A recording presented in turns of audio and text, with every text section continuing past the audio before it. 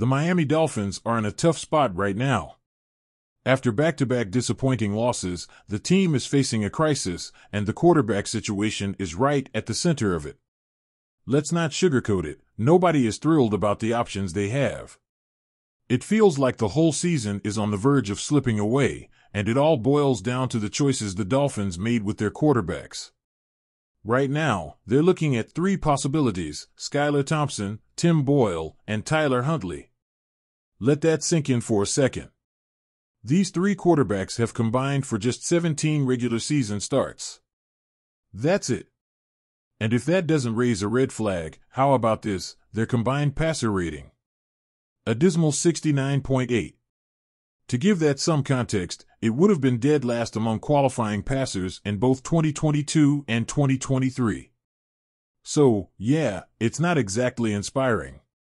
Of the three, Huntley has the most experience and, in theory, the most upside.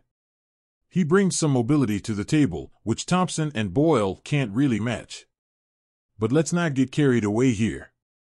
Huntley's career passer rating is only 79.0. For comparison, Thompson's is at 66.1, and Boyle's is at a grim 56.4. Is that enough to save a season that had Super Bowl aspirations? Absolutely not. How did we even get here? This is a team that spent all offseason talking about making a run at the Super Bowl. How does a franchise with that kind of ambition end up with these three quarterbacks as their fallback options? It feels like the Dolphins have shot themselves in the foot, and it didn't have to be this way.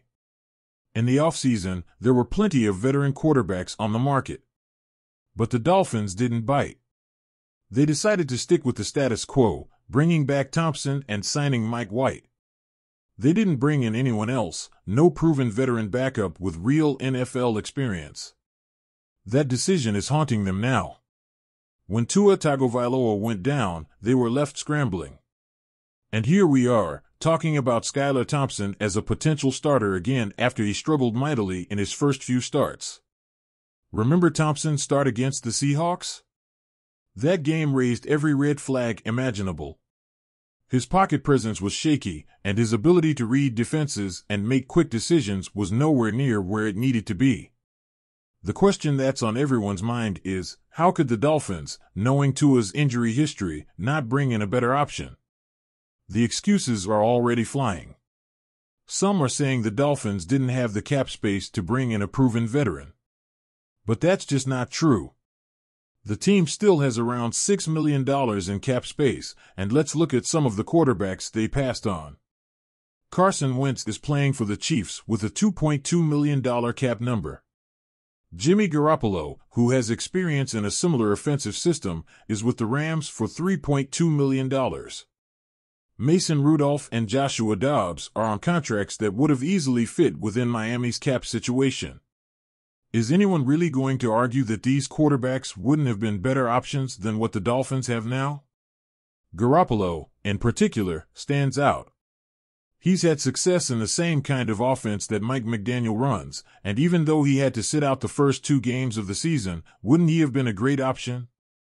The Dolphins could have kept Thompson as the third quarterback and been in a much stronger position.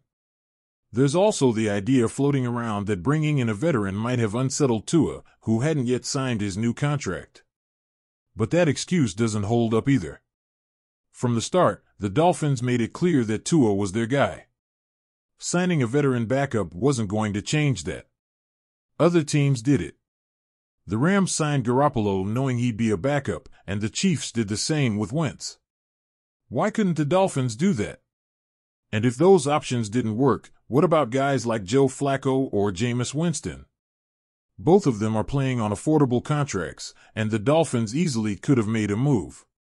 We're not even talking about the higher-priced backups like Gardner Minshew or Tyrod Taylor, but Marcus Mariota, who signed with Washington for $6 million, would have been a solid choice. The Dolphins didn't just pass on free agents either. For quarterbacks were traded this offseason: Russell Wilson, Malik Willis, Justin Fields, and Taylor Heineke. Any one of them would have been an upgrade over what Miami has now.